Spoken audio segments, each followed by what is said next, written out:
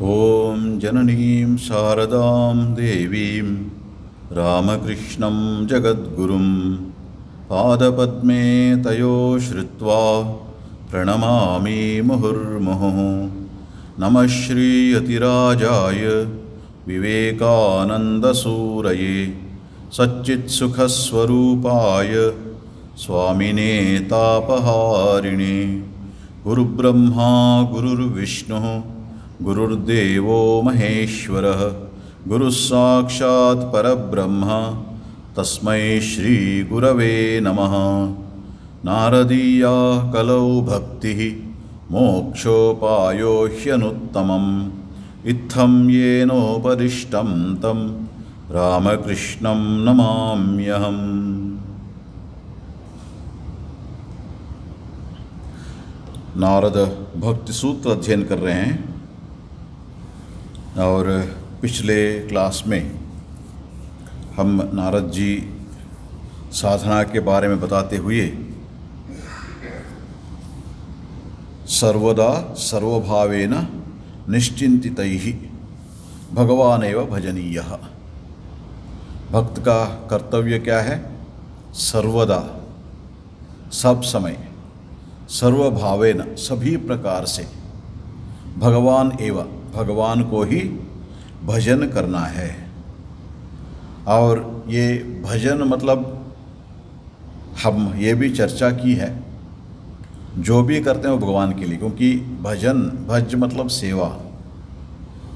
हमारे सभी अंगों से, हमारे वाणी से, हमारे कर से और हमारे मन से भगवान का ही सेवा करना, ये बात वो इसमें नारद जी कहते हैं। भगवान की सेवा सब समय ये करना, और वो भी निश्चिंत होकर, निश्चिंतित ही।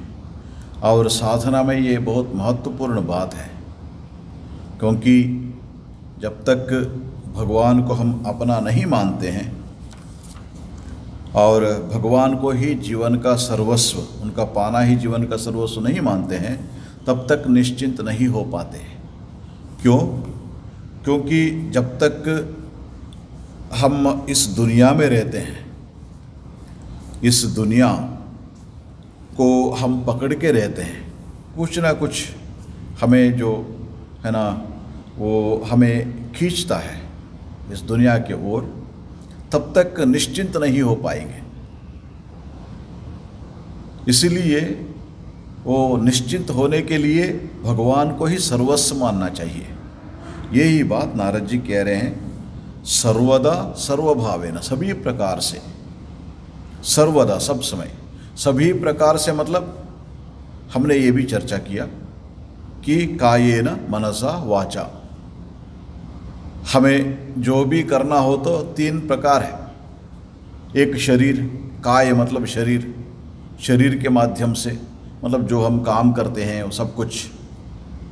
और उसके बाद मनसा, चिंतन करते हैं मन से, उससे भी, तन से और मन से। और उसके बाद वाचा, अपने वाणी से, वाक्य से। इन सब से उनका ही सेवा करना। नारद जी कहते हैं इन सभी को भगवान के सेवा में लगा देना। और ये बात कहते हैं, और तब भी जब सचमुच हम भगवान की सेवा में इसको लगा सकते हैं, तब भी हम निश्चिंत हो सकते हैं, निश्चिंतित ही। नहीं तो और कुछ है, मतलब और कुछ बाकी है मन में, है ना, मन जिस कारण से हमारे मन इस दुनिया की ओर खींच रहा है, तब भी चिंता होती है। और ये चिंता ऐसे एक चीज़ है, शास्त्र में यही कहा गया कि ये जो चिता जो है शव को दहन करता है, और चिंता एक जिंदा इंसान को दहन कर देता है, जला देता है। इसीलिए चिंता एक ऐसी चीज़ है। इसलिए इसको छोड़ के, जब ये चिंता हम छोड़ के, चिंता छोड़ने का मतलब क्या है, यही हमने चर्चा की है। कुछ ना कुछ हमें इस दुनिया में पाने की इच्छा थोड़ी सी बाकी है, तब तक चिंता होती रहती है मन में। जब तक उसको संपूर्ण रूप से त्याग के हमारे सब कुछ भगवान के समर्पण करके उन्हीं की चिंता में लगा देते हैं, तब निश्चिंता में रहते हैं ना। ये बात जो टेंशन जिसको हम बोलते हैं वो कब निकलता है? जब भगवान के प्रति हम अटेंशन करते हैं। When you attention to Lord, then tension will not be there. इसलिए भगवान का जब चिंतन करते हैं तब चिंता नहीं रहता है। जब तक चिंता रहते है भगवान की चिंतन करना भी मुश्किल है। ये आपस में मिले हुए हैं। इसलिए नारद जी यहाँ ये भी बताते हैं, निश्चिंत ही, निश्चिंत होकर भगवान के स्मरण करो। और इसका ये भी अर्थ है, वो अनन्याश्चिन्तयन्तो माम ये जना पर्युपासते तेषाम नित्याभियुक्तानां योगक्षेमं वहाम्यहम्।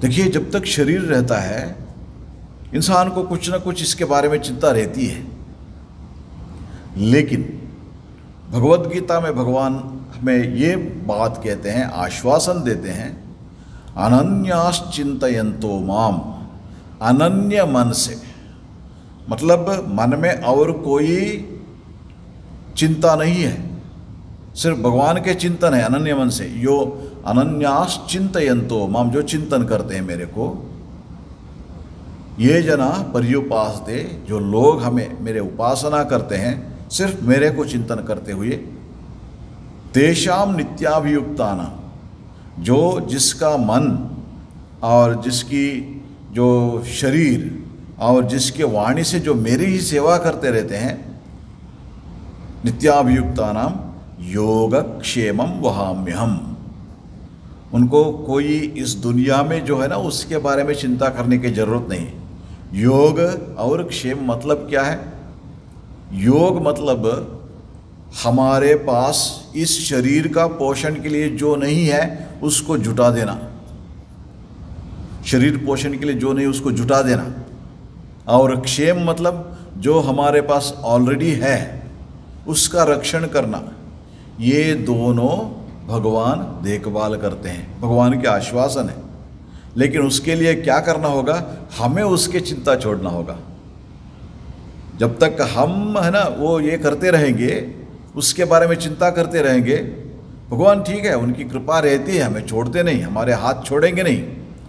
लेकिन जब तक हमें उसके बारे में चिंता रहती है, मन में चिंता, निश्चिंत रूप होकर भगवान का स्मरण नहीं करते हैं। ठाकुर जी एक ये देते हैं मतलब इसके बारे में। एक बार भगवान है ना वैकुंठ में बैठे हैं माता लक्ष्मी के साथ, और एकदम जल्दबाजी से वहाँ से जो बातें कर रहे हैं हठात चले गए, और कुछ क्षण के बाद वापस आ गए। तब माता लक्ष्मी ने उनसे पूछा, अच्छा आप कहाँ गए थे? उतना जल्दबाजी में थे, मेरे को बता के भी नहीं गए, आप कहाँ गए थे? वो कहने लगे, देखो मेरा एक भक्त है ना, उनको वो जंगल में जा रहा था है ना, वो मतलब ये कर रहा था, उसको कुछ लोग मारने आए थे, इसलिए उसको रक्षा करने के लिए मैं गया। मेरा प्रार्थना की उन्होंने, मैंने रक्षा करने के लिए गया। फिर वापस क्यों आ गए? उन्होंने एक लाठी हाथ में ले लिया, हाथ में ना एक लाठी ले लिया, इसका मतलब वो अपना रक्षण करेगा है ना। उनको अभी भी अपना रक्षण करने का जो अहंकार है उनके अंदर, इसीलिए मैंने वापस आ गया, वो अपना रक्षा करेगा। इसीलिए जो अनन्य मन से जो चिंतन करते हैं भगवान को, मतलब भगवान की मेरा सब कुछ है और मेरा देखभाल सब कुछ करेगी, इस भाव से वो मतलब इस दुनिया में कुछ हानि होने से, लोक हानौ चिंता न कार्य, नारद जी बताते हैं, ये लौकिक जीवन में कुछ हानि होने से उसको जो हानि नहीं मानते है ना, उसको हानि नहीं मानते, हमें क्या होता है ना, वो माने रखता है, बहुत मायने रखता है। क्या भगवान के स्मरण कर रहा हूँ, मेरे को ऐसा हो रहा है? भगवान देखते हैं, भगवान को कितना हम इम्पोर्टेंस देते हैं, इस दुनिया को हम कितना इम्पोर्टेंस देते हैं। जब इस दुनियादारी को जितना इम्पोर्टेंस देते रहते हैं और भगवान को इम्पोर्टेंस कम देते हैं, और उसको पाने के लिए भगवान सिर्फ एक माध्यम है हमें, तब हमें चिंता करना ही पड़ता है, चिंता रहती है। लेकिन जब हम इस दुनियादारी ज़रूरत नहीं है मेरे को, भगवान ही ज़रूरत है मेरे को। मेरा जीवन में सबसे प्रमुखतः मुझे क्या चाहिए? भगवान चाहिए। इस भाव से और लौकिक हानि होने से जो चिंता नहीं करता, ऐसे व्यक्ति, उनका योगक्षेम भगवान करेंगे, देखभाल भगवान करेंगे, ये बात है। इसीलिए निश्चिंत होकर जो भगवान को, भक्त को भजन करना है, सर्वदा सर्वभावेन निश्चित ही भगवान एवं भजनीय।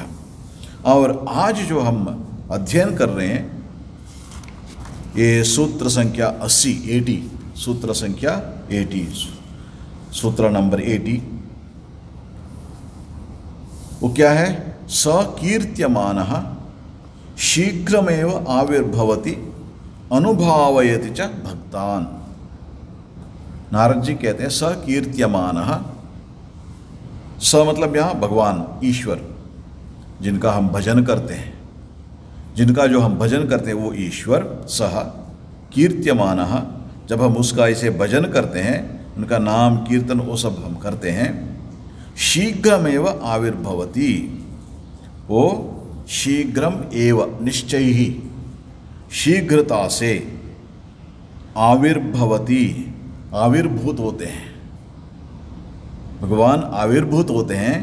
और अनुभावयति च भक्तान, भक्तों को अपने प्रकाश का अनुभव कराते हैं।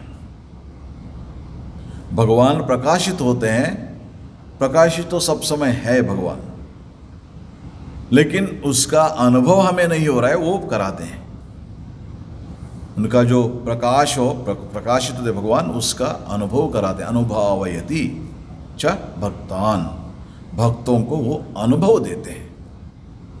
यहाँ पर जो उन्होंने इसको उपयोग किया है, वर्ड जो उपयोग किया है, दर्शन के बारे में नहीं कह रहे हैं, यहाँ पे अनुभव के बारे में कह रहे हैं।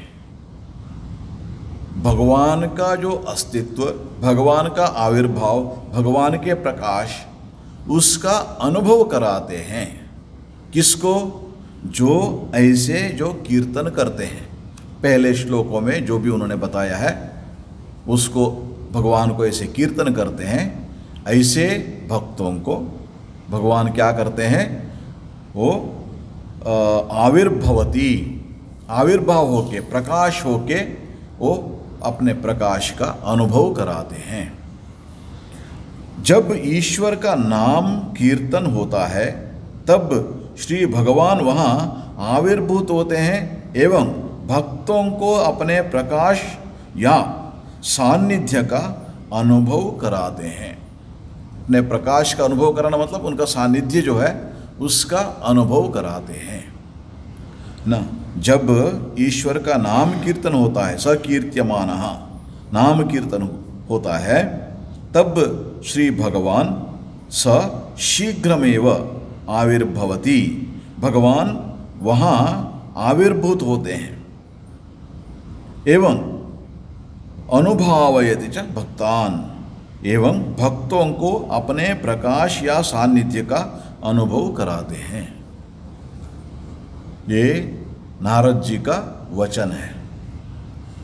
क्योंकि हम ये भक्ति जो हम अध्ययन कर रहे हैं, एक शास्त्र है। शास्त्र का मतलब ये है एक सिस्टमेटिक, व्यवस्थित रूप से इसका प्रतिपादन होता है। क्या उद्देश्य क्या है और उद्देश्य सफल करने के लिए क्या क्या करना होगा, साधना के बारे में होता है। और ये साधना करने के बाद क्या होता है, उसका परिणाम स्वरूप में क्या मिलता है, ये सब विषय का ये बताते हैं। अब इससे जो भक्ति इतना दिन तक हमें जो उन्होंने जो बताया है, ये सब साधना करने से क्या मिलता है, भगवान के उपस्थिति का, भगवान के प्रकाश का अनुभव भक्त को मिलता है, अनुभव होता है। ये बात नारद जी यहाँ कह रहे हैं। देखिए, पूरे प्राणों से पुकारने पर वे शीघ्र भक्त के समीप प्रकट होते हैं तथा अपने प्रेम का आस्वादन कराकर भक्त को धन्य करते हैं। लेकिन कैसे उसको ये करना? पूरे प्राणों से पुकारने पर। ये बहुत जरूरी है। जब हम कोई एक चीज को बहुत चाहते हैं, अब क्या करते हैं वहाँ? पंच प्राण है ना, कोई एक चीज को अपना पंच प्राण बोलते हैं। पंच प्राण मतलब प्राण अपान जो भी हो, मतलब जी भरकर हम उसको चाहते हैं। इसका मतलब क्या हुआ? जी भरकर हम उसको चाहते हैं। वैसे ही जब हम भगवान को चाहते हैं, वैसे ही हम भगवान को चाहते हैं।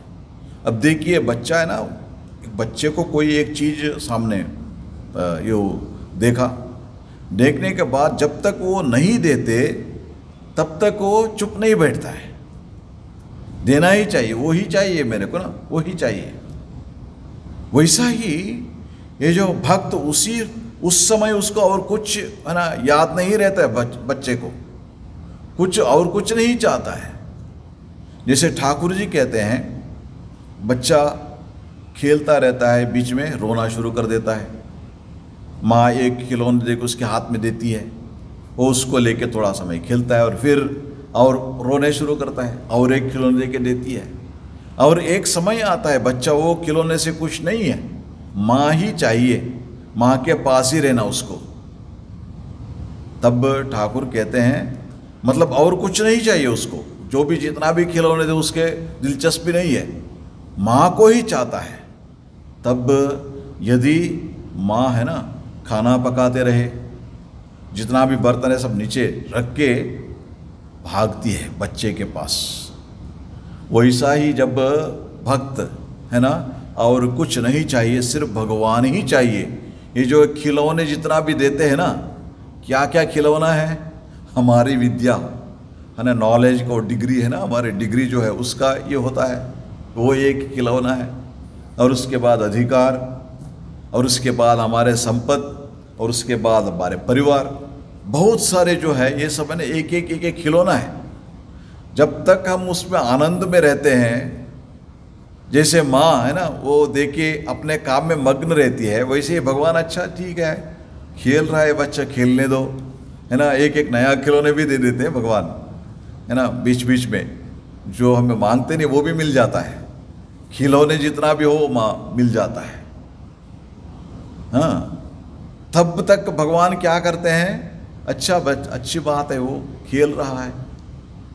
जब ये सब नहीं चाहिए, सिर्फ आपका दर्शन ही चाहिए, मैं आपका दर्शन करना चाहता हूँ और कुछ नहीं चाहिए मेरे को। जैसे बच्चे जब माँ के लिए रोना शुरू कर देता है, तब माँ स्वयं उनको आना पड़ती है, खिलौने नहीं देती, तब माँ स्वयं आ जाती है। वैसे ही भगवान स्वयं आ जाते हैं, शीघ्रमेव आविर्भवति। श्री रामकृष्ण बहुत सुंदर रूप से उदाहरण से ये समझाते हैं हमको है ना। जब तक खिलौने से मग्न है बच्चे, तब तक माँ अपने काम करती रहती है। जब वो खिलौने से बस हो गया, क्योंकि बच्चे को तो आप जानते हैं खिलौने से ज़्यादा समय अच्छा नहीं लगता बच्चे को, कुछ समय के लिए बहुत मज़े से खेलता रहता है वो खिलौने से। लेकिन जब उससे ज़्यादा बोर लग जाता है, लेकिन उसको क्या होती है ना, मन में माँ के प्रति जब वो प्रेम जागता है, माँ का याद आना शुरू हो जाता है, तब और कुछ खिलौने और कुछ नहीं चाहिए, किसी से काम नहीं है, सिर्फ माँ चाहिए। वैसे ही जब भक्त भगवान को चाहना शुरू करते हैं, तब भगवान को आना ही पड़ता है, शीघ्रमेव आविर्भवति। सो इसलिए उसके पहले क्या बताए थे? सर्वदा सर्वभावेन, सब समय सभी प्रकार से है ना। उसको क्या करना है? भगवान एवं भजनीय निश्चिंतित ही। निश्चित मतलब दूसरे चीज को सब छोड़ के सिर्फ भगवान को ही जब चिंता करने लगते हैं, निश्चिंत ही भगवान एवं भजनीय, तब क्या होता है ना, तब स कीर्त्यमान ऐसे जब जो भजते हैं भगवान को, भगवान की सेवा में रखते हैं, सब समय भगवान के स्मरण में ही रहते हैं, ऐसे भक्तों के पास भगवान शीघ्रमेव आविर्भवती, आविर्भाव होते हैं, आविर्भूत होते हैं। और उसके बाद अनुभवयत च भक्तान, भक्तों को अनुभव कराते हैं, अपने सान्निध्य का अनुभव कराते हैं भगवान। उस अनुभव से क्या होता है? भगवान के पास ही हो, है ना, उसका आनंद देखिए, उसको कोई शब्दों से वर्णन नहीं करते, नहीं कर सकते। इसलिए ठाकुर जी का जो इसके आरती में स्वामी जी कहते हैं, नमो नमो प्रभु वाक्य मनातीत, मन और वाक्य उसके अतीत है। उनका अनुभव जो है, वो अनुभव जो है मन और वाक्य के अतीत है। इसलिए ये अनुभव होता है। और इसके बाद देखिए ये कहते हैं, भक्तों के द्वारा आपस में मिलकर उनके नाम का संकीर्तन तथा गुणगान करने पर वे उस स्थल पर स्वयं को विशेष भाव से प्रकाशित करते हैं। ये भी है, ये भी एक अर्थ है। स कीर्त्यमानः, जब कीर्तन करते हैं सभी भक्त मिलके, और वहाँ पर है ना, भक्तों के द्वारा आपस में मिलकर उनके नाम का संकीर्तन तथा गुणगान करने पर वे उस स्थल पर स्वयं को विशेष भाव से प्रकाशित करते हैं तथा उनके आविर्भाव का अनुभव और दर्शन कर भक्तगण कृतार्थ होते हैं, भक्तगण कृतार्थ होते। इसलिए ये बात हमें याद रखना चाहिए। इसमें भागवत में यही बात कहते हैं ना, वहाँ क्या कहते हैं भगवान, नाहम वसामि वैकुंठे योगी नाम हृदये न च मद्भक्ता यत्र गायन्ति तत्र तिष्ठामि नारद। हर भगवान कहते हैं, वैसे तो भगवान रहते हैं वैकुंठ में, और जब योगी गण ध्यान करते हैं उनके हृदय में भी रहते हैं भगवान, लेकिन उससे भी ज़्यादा कहाँ पर रहते हैं?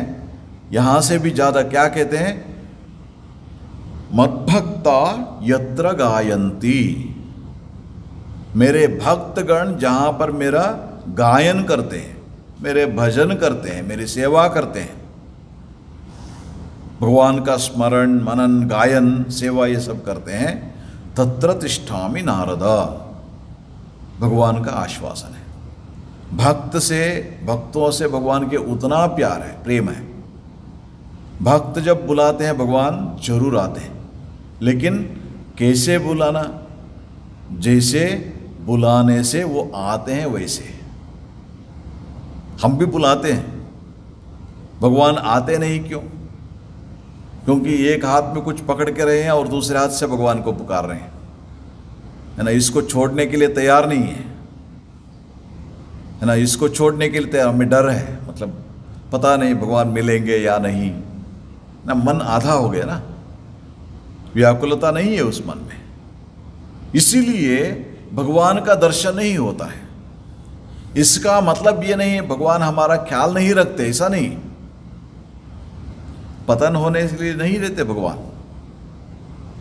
हम रक्षा करते हैं, लेकिन उनका दर्शन का अनुभव तब भी होता है तब दोनों हाथों से हम उनको पकड़ते हैं। ठाकुर जी क्या कहते हैं? एक हाथ में भगवान को पकड़ो, दूसरे हाथ में अपने कर्तव्य सब करो, जो हम करते हैं। भगवान के सुबह शाम भगवान के स्मरण करते हैं, प्रार्थना करते हैं, बीच बीच में सत्संग करते हैं, ये सब करते रहते हैं, लेकिन उसी के साथ साथ अपना कर्तव्य जो है इस दुनियादारी में वो भी करते रहते हैं, ये दोनों। लेकिन ठाकुर जी कहते हैं जब एक समय आता है, कर्तव्य जो है ना, जो जितना इस दुनिया में एक कर्तव्य जो है, हर एक को एक दिन उसका अंत होना चाहिए, तब क्या करना होगा? दोनों हाथों से उनका पकड़ना होगा, भगवान के चरण कमलों को, सर्वदा सर्वभावेन निश्चिंतित ही भगवान एवं भजनी, वो स्थिति आना चाहिए। क्या होता है ना, वो जो आध्यात्मिक साधना में भगवान क्यों दर्शन नहीं देते, हम वहीं अटक जाते हैं। कहाँ पे? जैसे स्वामी जी कहते हैं किंडरगार्टन, इतना जप किया, इतना ध्यान किया और उसके बाद अपने सारा दिन का कर्तव्य हम करते रहते हैं। अच्छी बात है, जब तक कर्तव्य है वो करना चाहिए, लेकिन ऐसा नहीं कि सब समय यही करना ही चाहिए। क्योंकि हमारे ये भारत देश में ना, हमारे सनातन संस्कृति में, सनातन धर्म में ब्रह्मचर्य, गृहस्थ, वानप्रस्थ और संन्यास ठीक ढंग से जीवन का एक है ना आध्यात्मिक जीवन की ओर प्रयाण का स्पष्ट रूप से बताया गया है, रास्ता दिखाए हैं। पहले क्या करना चाहिए? ब्रह्मचर्य जीवन, उस समय सीखने का समय है, ज्ञान प्राप्ति का समय है। उसके लिए, अपना अध्ययन के लिए वो अपने समय ये करो, सब कुछ सीख लेना। और जब हम तैयार हो जाते हैं, गृहस्थ जीवन में प्रवेश करते हैं लोग, और वहाँ पर दुनियादारी ये सब रहता है। और गृहस्थ जीवन में भी कैसा रहना चाहिए वो भी बात कहा गया है। इसका मतलब ये नहीं है सब छोड़ के ये गृहस्थ जीवन में रहेंगे। गृहस्थ जीवन में भी फिर जैसे ब्रह्मचर्य में जो शुरू होता है ना, वो भगवान के स्मरण करना है ना, धियो यो न प्रचोदयात्, मेरे बुद्धि को प्रकाशित करो, ये प्रार्थना, ये सब चलता रहता है। उसी के साथ साथ अपने घर गृहस्थी, क्योंकि धर्म, अर्थ, काम और मोक्ष, धर्म रहना चाहिए, अर्थ काम का अर्जन धर्म मार्ग में होना चाहिए, तभी मोक्ष के ओर जा सकते हैं। इसलिए धर्म जो है उसको पकड़ के रहना चाहिए, इस मार्ग में चले। और उसके बाद जब धीरे धीरे आगे बढ़ते हैं, ब्रह्मचर्य गृहस्थ धर्म हो गया, होने के बाद गृहस्थ जीवन में जब ठीक है बच्चे हो गए, बच्चों का शादी हो गया, बच्चे सेटल हो गए हैं, और उसके बाद क्या करना चाहिए? वानप्रस्थ। वानप्रस्थ शास्त्र में ये बताया गया है, जिस व्यक्ति अपने जो ग्रैंड चिल्ड्रन जो है उनके मुंह देखने के बाद वानप्रस्थ जाना चाहिए उनको। वानप्रस्थी, वानप्रस्थ मतलब क्या है? पहले ज़माने में जंगल में जाके वहाँ रहते थे, पति पत्नी सब मिलके ना वहाँ पे वो रहते थे। वो तैयारी है संन्यास जीवन के लिए। गृहस्थ जीवन से सीधा संन्यास जीवन में जाना उतना आसान नहीं है, अपने आप को तैयार करना पड़ता है। इसलिए संन्यास जीवन के लिए वानप्रस्थ जीवन मतलब वो तैयारी है, वो करने के बाद फिर संन्यास लेना। संन्यास में क्या है? इस दुनिया को संन्यास कर दिया, फिर भगवान को पकड़ लिया, संपूर्ण रूप से अपने जीवन को, अपने समय को भगवान के स्मरण, ध्यान, चिंतन, अध्ययन उसी के ओर बिताना, वो संन्यास जीवन हो गया। इसीलिए ये एक सिस्टम था। लेकिन हमें अभी क्या हो रहा है ना, मतलब ये घर गृहस्थी इतना लोग डूब जाते हैं, वहाँ से निकल नहीं पाते, वहाँ से निकल नहीं पाते। इसलिए जीवन जो भी आध्यात्मिक जीवन में जो रहते हैं उनका भी यही हाल होता है। मतलब ठीक है, पहले जब भगवान के श्री रामकृष्ण कहते हैं भगवान के चरण कमलों को पकड़ो एक हाथ से और दूसरे हाथ से तुम्हारे घर गृहस्थी सब करो। लेकिन ठाकुर जी ये भी कहते हैं जब तुम्हारा कर्तव्य सब खत्म हो जाएगा, दोनों हाथों से भगवान के चरण कमलों को पकड़ो। वो समय नहीं आता है। एक हाथ से भगवान को पकड़े हैं और दूसरे से अपने कर्तव्य सब कर रहे हैं। कुछ ना कुछ कर्तव्य जो सब खत्म हो गया होने के बाद ढूंढना शुरू करते हैं, कुछ ना कुछ है ना ढूंढना शुरू करते हैं, मेरा ये कर्तव्य है, वो कर्तव्य है, क्योंकि वो खत्म ही नहीं होता। जब तक हमारे दिल वहाँ लगा रहता है ना, तब तक खत्म नहीं होता है। इसीलिए जो इसमें शास्त्र में ये क्या कहा गया, वानप्रस्थ, उसके लिए तैयार करो अपने आप को भगवान के ना संपूर्ण रूप से चिंतन करने के लिए, संन्यास जीवन के लिए तैयार करो, और उसके बाद संन्यास लेना हो। यहाँ पर क्या होता है, सर्वदा सर्वभावेन निश्चिंतयि भगवान एवं भजनीया, ये हो गया। इसका मतलब क्या है, वो लगभग संन्यास जीवन ही है, दुनिया के बारे में सोच नहीं रहा है, सिर्फ भगवान के बारे में ही चिंतन कर रहे हैं, उनके ही भजन चल रहा है।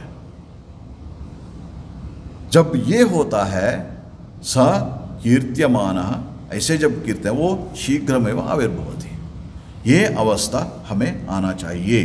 तब क्या होता है ना, जो नारद जी कहते हैं भागवत में ये कहते हैं, ना हम भगवान ये कहते हैं, ना हम वसामि वैकुंठे योगी नाम हृदय च मद्भक्ता यत्र गायन्ते तत्र तिष्ठामि नारदा। तब भगवान वही रहते हैं। कहाँ पर रहते हैं? श्री रामकृष्ण कहते हैं भक्ते हृदय भगवान बैठक का ना। भक्त का हृदय जो है भगवान के बैठक का ना है। भक्त के हृदय मतलब क्या है? भक्त के हृदय में सचमुच भक्त जो होते हैं, भगवान के भक्त, और कुछ नहीं रहता है वहाँ पे। कोई लिस्ट नहीं है, मतलब ये करना वो करना, ऐसे कोई लिस्ट नहीं है। सिर्फ भगवान के स्थान होता है, भगवान के स्थान होता है। श्री रामकृष्ण कहते हैं, एक गांव में एक लड़का था, पद्मलोचन उसका नाम है ना। वो गांव में एक पुराना मंदिर था, पूजा बंद हो गई थी और कोई मूर्ति भी नहीं था। वो दूसरे मंदिर बना के वहाँ पर पूजा कर रहे हैं, वो खाली पड़ी थी और है ना बहुत सारे गंदगी वो सब वहाँ फैलाया था। एक दिन क्या किया, ये पद्मलोचन ने वो जाके उस मंदिर में जाके शंख फूंकने लगा, शंख ध्वनि करना लगा। सारे गांव के लोग आ गए, अरे क्या मंदिर में फिर पूजा होने लगी क्या? और फिर आके देखते हैं वैसे ही गंदगी सब फैला है, सब कुछ वैसा ही है, सिर्फ ये शंख बजा रहा है। तब लोग कहते हैं उसको, हे मूर्ख, जब मंदिर साफ नहीं हुआ है और भगवान के प्रतिष्ठा नहीं हुई है ना, पहले मंदिर साफ और उसके बाद भगवान की प्रतिष्ठा, ये नहीं हुआ है। सिर्फ शंख बजाने से क्या होता है? सिर्फ शंख बजाने से क्या होता है? इसका मतलब जब तक हमारे हृदय में वासना है ना जगह है, गंदगी, सब गंदगी का मतलब ये है, और वहाँ भगवान के प्रतिष्ठा नहीं किया है, सकीर्त्यमाना, भगवान का जो कीर्तन जो है ना, उनका ही कीर्तन सर्वदा सर्वभावेन जब नहीं हो रहा है, तब तक क्या होता है ना, वो भगवान आके देखते, हम पुकारते हैं उनको। पुकारने से ये नहीं मतलब भगवान रिस्पॉन्ड नहीं करते, आके देखते हैं, अरे बहुत सारे पड़ा है अभी भी, चल ठीक है वो क्लीन होने तो उसके बाद आएंगे, जब परिशुद्ध होगा ना उस समय आएंगे भगवान। ये हमें इसके बारे में सोचना होगा। जहां काम तहां नहीं राम। जब तक ये कामना वासना हृदय में रहता है ना, तब तक वो भगवान नहीं आ पाते, क्योंकि हम भर के रखे हैं वहां पे हृदय पे, है ना। मद्भक्ता यत्र गायन्ति तत्र तिष्ठामि नारदा। ये भक्तों के हृदय में मैं वास करता हूँ। वह कहाँ पर? जहाँ पर सिर्फ मेरा ही कीर्तन होता है और कुछ नहीं। सर्वदा सर्वभावेना। भक्त के हृदय ऐसे तैयार हो गया, जब ऐसे तैयार हो गया और कुछ चाहते नहीं, तब सिर्फ भगवान का ही प्रेम वहाँ भरा है उस हृदय में, जरूर आते हैं भगवान। अब तक क्यों नहीं आ रहे हैं? क्योंकि वहाँ स्थान रिक्त नहीं हुआ है, भगवान की प्रतिष्ठा नहीं कर रहे हैं हम लोग, और दूसरे चीज रखे हैं वहाँ पे, वो सब पड़ा है। बड़ा बड़ा लिस्ट रहता है। मैं जैसे मैंने कब सब समय बताते रहता हूँ, तिरुपति में था मैंने, रोज लाखों लोग आके भगवान के दर्शन करते हैं वहाँ पे ना, कितना भक्ति हम समझते हैं। लेकिन आप देखोगे वहाँ मेजॉरिटी जो आते हैं उनका मन में क्या रहता है? वो बिजनेस में लॉस हुआ है, भगवान बिजनेस ठीक करवा दो ना, बच्चा तो एग्जामिनेशन दिया है ना, फर्स्ट रैंक नहीं ना कुछ रैंक आने दो, उसका ना IIT में एडमिशन होने दो, है ना, ये सब लेके आते हैं। ठीक है, भगवान मतलब इसका मतलब ये नहीं है भगवान उनका ख्याल नहीं रखते, लेकिन जब तक ये सब है ना कि ये सब खिलौने हैं, जैसे मैंने बताया था, ठाकुर जी कहता है ना खिलौने, बच्चे के हाथ में खिलौने, ये सब जब तक रहता है वो देते हैं। इसका मतलब ये नहीं देते हैं, लेकिन भगवान चाहिए आपको, तब उनके स्मरण करना होगा, उनको ही सर्वदा सर्वभावेना, सभी प्रकार से सब समय सिर्फ उनका ही चिंतन भजन होना चाहिए। ऐसे अवस्था में जब हृदय में आने के लिए, भगवान में आने के लिए तैयार हुआ है, जैसे ये पद्मलोचन, उन्होंने मंदिर सफाई नहीं किया, गंदगी सब फैला है, उसको पहले सफाई करो और उसके बाद भगवान का ये करो। वहाँ पे ठाकुर जी कहते हैं वो किस अवस्था में भगवान के ये होता है, विषय विराग भगवान अनुराग।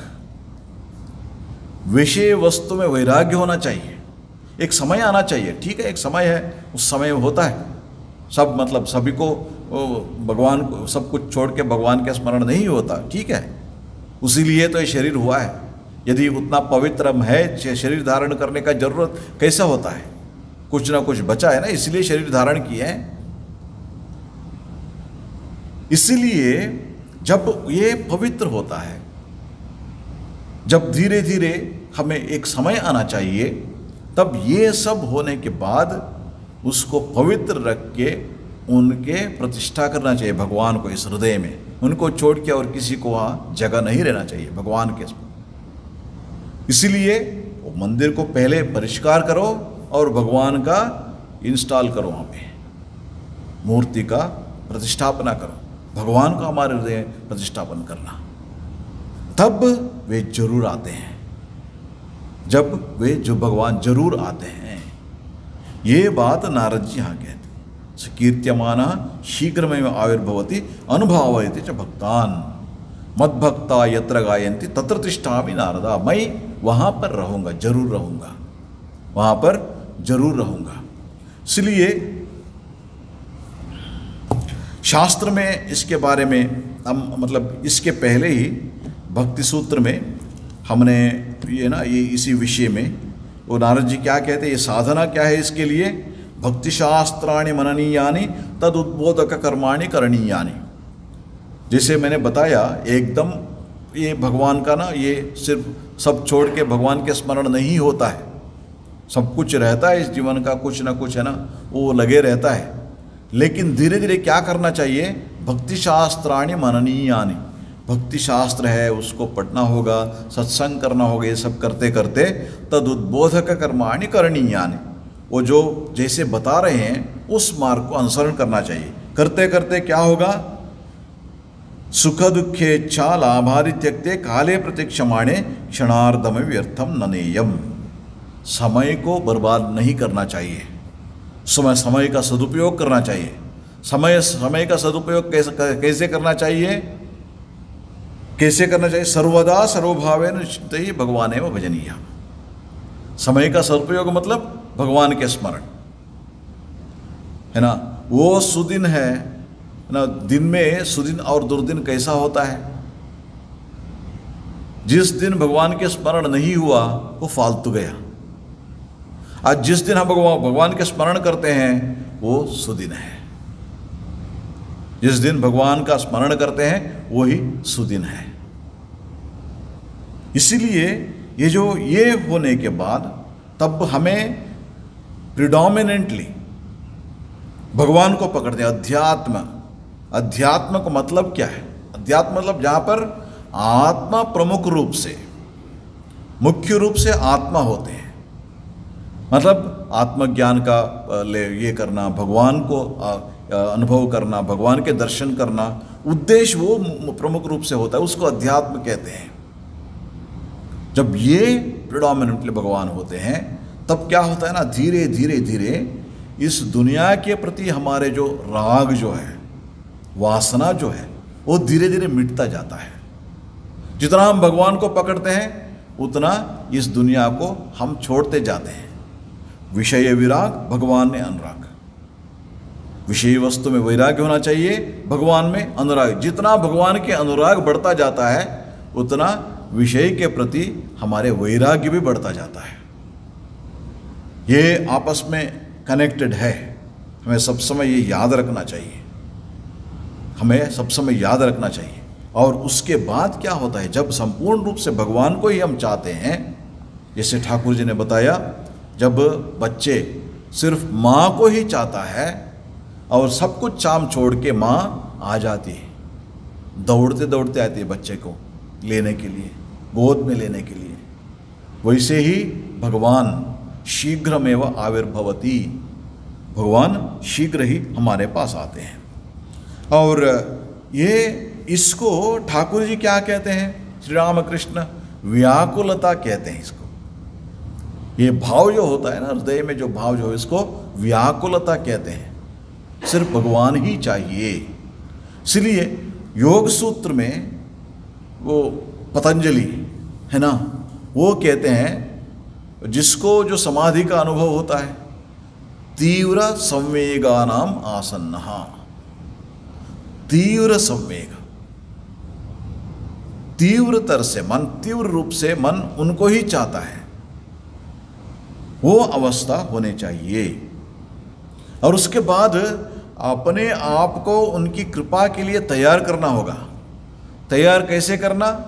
जैसे हमने बताया, पद्मलोचन को ये बताया लोगों ने, पहले गंदगी साफ करो, जो ये मंदिर में जो गंदगी फैला है ना, उसको साफ करो और भगवान के प्रतिष्ठा करो।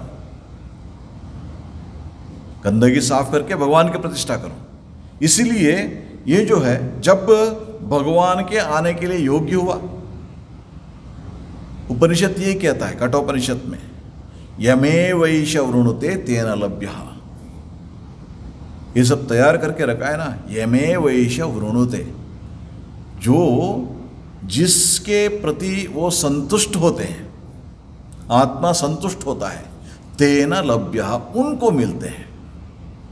मतलब भगवान को हमारे हृदय में आने के लिए हमारे हृदय को योग्य करके रखना। रखने के बाद क्या करना होगा?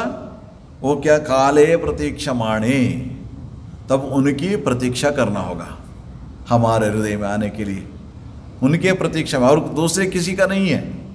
और कोई चिंता नहीं है उसमें, मन में कोई चिंता नहीं है, निश्चिंतित ही भगवान एवं भजनीय बता दिया करके जब उनके प्रतीक्षा करते हैं, यमेवैष वृणुते तेन लभ्यः तस्यैष आत्मा विवृणुते त्वनं स्वाम। ऐसे व्यक्ति को, ऐसे साधक को आत्मा अपने आप को प्रकाश करके अनुभव करवाते हैं। ये हुआ। और गीता में भी भगवान यही बात कहते हैं, तेषाम सततयुक्तानां भजताम प्रीतिपूर्वकम ददामि बुद्धियोगम तन ये न माम उपयांति ते। जब ये भक्त जो है सतत युक्तानाम, सतत युक्त, सर्वदा सर्वभावेन, सभी प्रकार से, कायेन मनसा वाचा, सर्वदा सब समय, जब उनका ही ये होता है, भजन होता है, वो भी प्रीतिपूर्वकम, प्रेम बहुत जरूरी है, प्रेम, भगवान के प्रति प्रेम। ददामि बुद्धि योगम तम ये न माम उपयांति ते, उनको मैं बुद्धि योग को देता हूँ। भगवान को पाने का मार्ग जो भी है उसका जो मैं बता देता हूँ।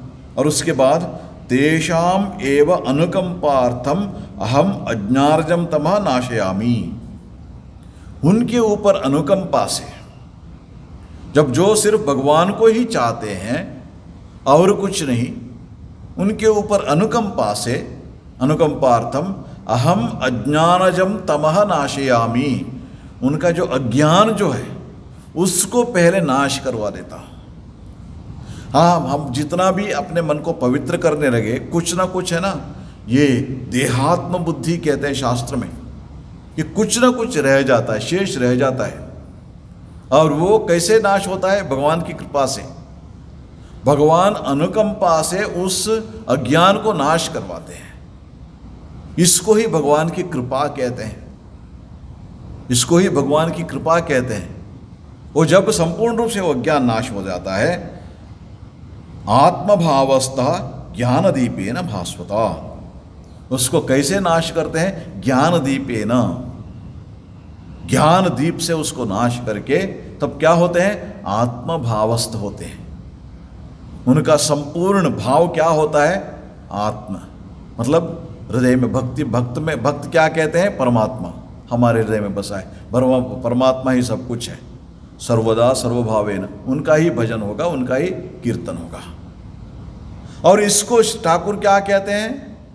जब बच्चा सब कुछ छोड़ के, खिलौने सब भूल के, सिर्फ माँ को ही चाहता है, माँ के लिए रोता है, माँ दौड़ के आती है। ठाकुर का अपना अनुभव है, ठाकुर का जीवन आप देखिए, ठाकुर कहाँ से शुरू की और उसके बाद क्या हुआ, कैसे माँ के दर्शन हुआ, सब ये सब हम जब ये करेंगे तब हमें पता चलता है। पहले ठाकुर जी क्या किए, उन्होंने इस दुनिया में उनको जो भी ये है ना, मतलब मेरे को ये विद्या नहीं चाहिए, जिसे ना दुनियादारी के लिए जो होता है वो नहीं चाहिए, वो विद्या चाहिए मेरे को जिससे भगवान मिलते हैं। वहाँ से शुरू होता है ठाकुर जी का। और बच्चों से खेलते हैं, बच्चों के साथ क्या खेलते हैं, नाटक करते हैं, ये सब करते हैं, किसके, भगवान के संबंधित सब कुछ। और जाके साधु लोगों को सेवा करते हैं, वहाँ पर जो है ना कामरपुकुर में, वहाँ जो गंगा सागर जाने वाले भक्त लोग आते थे, वहाँ उनकी ये करते हैं, ये सब जाके उनकी सेवा करते हैं। ये सब हम वहाँ देखते हैं ठाकुर जी के जीवन में। और उसके बाद वहाँ से दक्षिणेश्वर गए। दक्षिणेश्वर जाने के बाद माँ के पूजा करने का ये मिला। अब क्या हुआ देखिए, इतना उनका ये मन में भगवान के प्रति ये एक जग उठा था, ठाकुर जी उसको क्या कहते हैं, व्याकुलता। उस कारण से अपने जो कर्तव्य, सामान्य व्यक्ति को जो कर्तव्य होता है वह सबसे मुक्त हो गए। उनको क्या मिला, उद्योग क्या मिला, उनका उद्योग क्या था, भगवान की पूजा करना। बहुत सारे लोग पूजा करने एक उद्योग मानते हैं, समझ में ना, को भगवान ने ना, कोई लोग मंदिर में रहते हैं, भगवान की पूजा करते हैं, हम समझते हैं मतलब वो बहुत भाग्यशाली है क्योंकि भगवान की पूजा कर रहे हैं। लेकिन यदि वो लोग ऐसे सोचे ये मेरा एक उद्योग है, मेरा एक जॉब है, जैसे कोई दूसरा कोई कहीं जाके ना स्कूल में करते हैं, कोई ऑफिस में काम करते हैं, वो उसको वैसे ही उसको ये काम है गया, उससे कोई उसका आध्यात्मिक उसके वो नहीं होता है, भक्ति का वृद्धि नहीं होता है उसको। जब ये सोचेगा ये मेरा सौभाग्य है, भगवान की सेवा करने का मौका मिला है, इस भाव से करता है, इस भक्ति से, तब उसका आध्यात्मिक फल मिलता है। इसीलिए जब ये करने लगे ठाकुर जी, वहाँ पे माँ के पूजा करने लगे, क्या करने लगे, सिर्फ विधि पूर्वक नहीं है, माँ क्या आपके जो कमलाकांत ये सब आपके पूजा करते थे, उनको आप दर्शन दिए थे, मेरे को नहीं दर्शन दोगे? उनका पूजा सब उसी ओर चला गया, माँ के दर्शन के लिए, है ना। और ये दक्षिणेश्वर, वो मंदिर, ये सब उनका जो साधना के अनुकूल बन गया।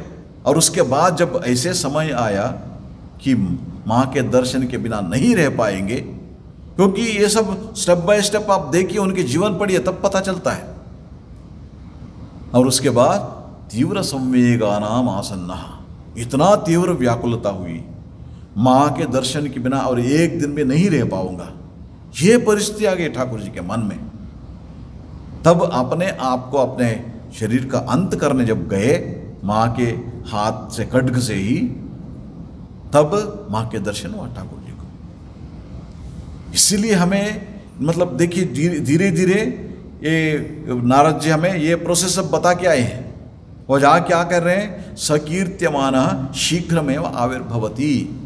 जब हम भगवान को ऐसे कीर्तन करेंगे, इस दृष्टि से करते जाएंगे, और जब सर्वदा सर्वभावेन हम उस स्थिति में आ जाते हैं, सभी प्रकार से उनके ही हो रहा है, अपने परिवार के लिए कुछ काम कर रहे हैं, लेकिन सोच क्या है, ये परिवार का काम नहीं, भगवान की सेवा है, सब कुछ उसी ओर भगवान को पाने के लिए वो चल बसा है। व्यक्ति क्या काम कर रहे वो माने नहीं रखता, तब कैसे कर रहा है वो महत्वपूर्ण होता है, किस भाव से कर रहा है। जैसे मैंने बताया, मंदिर में पूजा करते रहो, यदि ऐसे सोचो ये मेरा एक जॉब है, तब उससे आध्यात्मिक बेनिफिट नहीं होता है। यदि कुछ भी काम करते रहो, उसको आप ऐसे सोचो भगवान की पूजा ही कर रहा हूँ सभी प्रकार से, तब क्या होता है, वो आध्यात्मिक साधना बन जाता है। तब इस भाव से, सभी प्रकार से, सभी भाव से भगवान के जो कीर्तन होता है, तब क्या होता है, भगवान स कीर्त्यमानः, ऐसे जो कीर्तन करते हैं उनको सह भगवान क्या करते हैं, शीघ्रमेव आविर्भवती, प्रकाशित होते हैं। अनुभवयति च भक्तान, भक्तों को अनुभव करा देते हैं उनका उपस्थिति का, भगवान के जो ये है उसका अनुभव कराते हैं। नारद जी हमें यहाँ पर रियलाइजेशन के बाद कह रहे हैं, भगवान के साक्षात्कार के बारे में बता रहे हैं। ये भक्ति मार्ग में अब जाने से भगवान का जो अनुभव होता है, ये बात। ओम शांति शांति शांति। हरि ओम तत्सत्। श्री राम कृष्णार्पणमस्तु।